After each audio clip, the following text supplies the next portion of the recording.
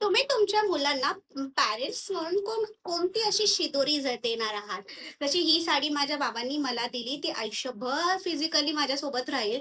पण बाबांनी एक अशी सवय लावली, जी आयुष्यभर माझ्यासोबत राहून ती माझ्या हेल्थचंही रक्षण करते आणि माझ्या मेंटल हेल्थचंही रक्षण करते. तसं तुम्ही काय देता तुमच्या मुलांना?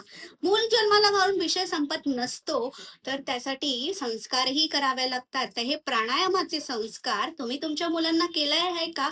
तुम्हीही करा तुमच्या मुलांवर हे प्राणायामाचे संस्कार, जेणेकरून ते त्यांच्या आयुष्यात हेल्दी, मेंटली आणि फिजिकली राहतील. सो प्रत्येक आई बाबांनी ह्यासाठी एफर्ट्स घ्या आणि तुम्ही देखील करा. फक्त 10 मिनिटं रोजच्यापेक्षा लवकर झोपा आणि लवकर उठा, सो दॅट तुम्ही ही सवय तुमच्या आयुष्यात लावू शकाल. सो तुम्ही करायला सुरुवात करा, मुलं तुमचं कॉपी करतील आणि एक रूल बनवा. काहीही झालं, कुठलीही पार्टी असू दे, लग्न असू दे, सोहळा असू दे, 10 मिनिटं सकाळी डोळे उघडले, फोन न वापरता, फोन सगळ्यात आधी डोळे बंद, पहिले प्राणायाम करायचा, मगच डोळे उघडायचे.